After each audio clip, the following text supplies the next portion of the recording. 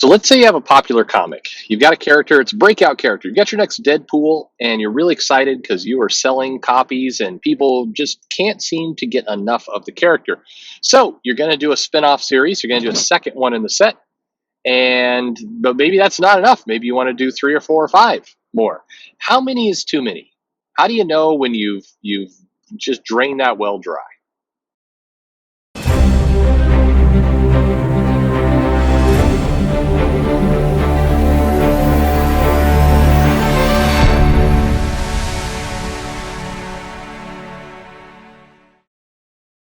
Hey, everybody, this is Perch, and I guess I should have said in the intro, how do you know that you've drained the well dry prior to, it blowing up and your sales going down? How do you predict how many titles you should do? Well, I think there's probably a lot of different ways to do it, but I'm going to kind of walk you through my math, at least in my head. And this was a situation I would face, especially in the 90s and, a lot in the 90s, where you had comics that would come out and people were really big in spin-offs and limited series and guest appearances and just really kind of going all in on some of these characters. And as a retailer, you have to kind of predict, hey, things are hot now, but 4 months from now when I get the title, it may have cooled off a little bit, or how should I assume that this book is going to sell? Because even though you had pull box customers absolutely back in the 90s, you still it wasn't your prime business. It wasn't well, let me rephrase that. You still needed to order a lot for the shelf. And I think maybe more than stores are doing now. A lot of stores, or maybe I'm just speaking about mine, have gone ultra conservative. So they're ordering less and less to the shelf. But in the 90s, you wanted to have a healthy amount of stuff for the shelf because you had a lot of customers would be walk-in customers, and particular for kind of hot characters, characters where they suddenly get popular. You're gonna have more walk-in customers than usual. So how do you kind of assess how many you buy, how many you have on the shelf, beyond your pull list? Well, I use two forms of math to basically get there, and then I compare the two. The first is I look at the amount of titles I'm selling with title number one. So let's say it's Wolverine. So it's Wolverine has a book, and it's doing good, and it sells 100 copies. Let's say. So Marvel announces we're going to do Wolverine Secret Files. We're going to do another ongoing Wolverine series because why not? Let's get two of them going.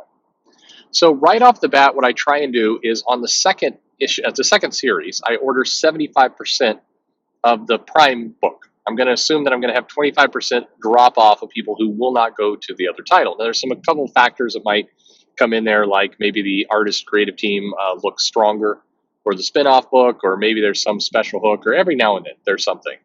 I think when the Punisher did this, the Punisher War Journal title, he had Punisher, and I think he had Punisher War Journal, and Punisher War Journal was being billed pretty hot. They had, I think John Romita Jr. was at some peak popularity there, as I recall. I may have this wrong in my head, but I think he was the guy that was there. And then he had a special die-cut cover, and you had a bunch of other things going on that seemed to indicate the spinoff was going to potentially do more than the original. But generally speaking, 75% is a good metric to go with. And then I look and see where else is this character appearing. Are they in another, and basically subtract 5% every time they're in another book. So if it's Wolverine, for example, and he's also the main character with Uncanny X-Men, and the storyline's really featuring him, all right, go even a little less, and kind of boil it down that way. The other thing that I would do is every now and then the comic publishers get really crazy, and they say, why stop with one spin-off series when we can do two or three?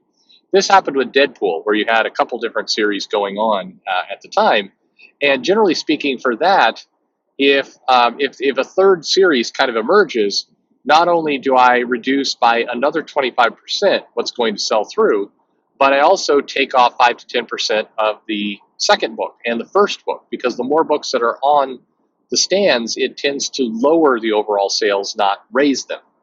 And what I mean by that is, if you're selling 100 copies of Deadpool, and then Deadpool 2, the Deadpool title number 2 comes out. Now I'm ordering 100 copies of Deadpool and 75 copies of Deadpool 2. And if we go with Deadpool 3, now I'm ordering somewhere along the lines of 90% of the original. I've actually reduced my orders. I'm down to about 60% of the second book, and I'm about 45 to 50% of the third one, or copies. That's what I'm doing. I'm reducing kind of by that math every single time. I think I mixed up percent and titles there. That's what happens when you're driving. Anyway, that's the general assessment, and that proved to be fairly reliable of a system in the 90s for how you could kind of assess how books go. And this would also work, kind of, I mentioned that second part of the math. Sometimes you've got, it's Fantastic Four, and hey, we're going to have Wolverine show up in the Fantastic Four, and he's hot at the time, so you want to order more issues of the Fantastic Four. So in that case, when you're getting a guest appearance with a character that is hot, you look at the amount that that solo book is selling. So for example, if it's Wolverine, it's selling 100 copies, then what I'll do is I'll take, usually about 15%, sometimes 20% of that title. So in this case, it would be 15 or 20 copies. And I would add that to the Fantastic Four order. So if I was ordering, say, 50 copies of Fantastic Four, Wolverine's going to guest star in it. His normal book is selling 100 copies a month. I'm going to go with, 65 to 70 issues of Fantastic Four, up from 50. That's the math I would do. And again, it's not perfect. And there's other factors. I mentioned the creative team when Wolverine, Ghost Rider, Punisher, and Spider-Man appeared in Fantastic Four, did the little 3-issue crossover. I think it was 3. Maybe it was, I think it was 3. Art Adams was doing the art for that. And okay, so now we've got, in addition to not just one, but 4 fairly popular guest stars at the time, we've also got a superstar artist who is, sells through everything that he does at the moment. And there, if it's Fantastic Four, it's selling 50 copies. Now I'm taking kind of the biggest of the solo book. So if Wolverine's selling 100, I'm adding 100 to that 50. So now I'm getting 150 Fantastic Four copies at least. And there, it's a factor of the most popular character is going to carry over. There's more than one guest star, and the artist creative team is really powerful in this case. That's just a win, kind of across the board. So that's how that is done. So, generally speaking, that's how I do it. Is it foolproof? It's not. But generally speaking, that's a good way to go about it. Where I've seen a lot of shops run into trouble when they're doing that assessment is where they go, oh, Wolverine title number 1 is doing great. Now there's a second one. That must mean that Wolverine is getting more popular. So I'm going to take my first title and I'm going to go from 100 to 150, and I'm going to match that with my second book of 150. And that's where you have lots of extra copies for the shelf.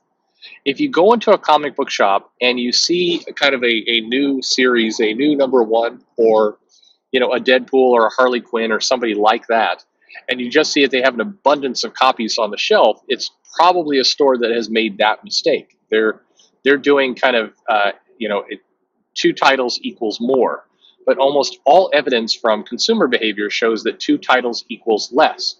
So it doesn't erode your first book, but it definitely erodes your second. And as you add on to those books, your customers start getting more and more discerning with their cash, and they order less.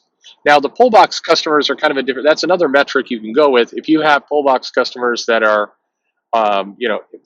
all ordering Wolverine and they announce a second Wolverine title, the way I got to this math is I would see about 25% drop off from pull box customers who were reserving the second book. They just wouldn't go in on the second book.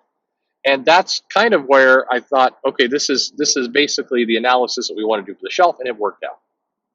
Now, if you're a publisher and you're looking at all this, it's very tempting to just run your popular properties right into the ground, but it's never a good idea, because that effect that I just went through about how the second book has a diminishing effect and the third one even more, and if you've got a lot of crossovers going on or guest appearances in books even more, that's where you start to erode the long-term value of your product.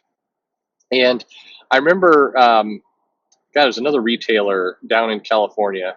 I'm trying to remember if it was San Diego or LA. They did a little, not a presentation, but they, at one of the retailer summits, the guy had whipped out this spreadsheet. He had this Excel sheet, and he had mapped out the books going out like 2 years.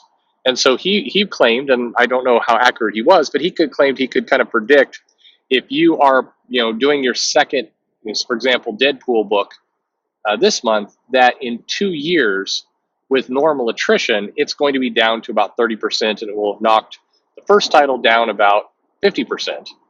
And then you kind of could extrapolate from there and say, if you hadn't done the second issue at all, if you hadn't done the spinoff, you actually would have made more money over time because you were retaining the full audience. And it was it's interesting math. I'm going to try and find that guy and get him on as a guest to kind of talk about that. I'd love to talk to some other shop owners and say, hey, kind of reveal your secrets. How do you, properly figure out what to order and what to pull back on, and what are the warning signs that you see for books? And see if I can get them on the channel. I think it'd be interesting stuff. It's some inside baseball, but maybe you're interested. I think it's cool stuff. They're never the videos that get all the hits, but who's in it for hits, right? Anyway, do you have any questions, any comments? Does this all make sense? Does this kind of math sound out? I think the curious part to me is often when I talk to other retailers, there's a lot of people who seem really mystified by this. And so I guess my question to you is, as I walk through this, does this seem like some kind of crazy voodoo, or does this seem like, hey, that's good common sense? I'm I'm surprised by people who kind of reject the idea of using economics to manage their business. It's a weird. I find that weird. I don't know. Maybe it's just me. Anyway, what do you think? Leave some comments below. Like, subscribe, all that kind of stuff down in the comments below. Follow me on social media at Comic Perch, or send me an email on Gmail at comics with an S Perch at Gmail. I kind of lost my train of thought there. Anyway, thanks for listening.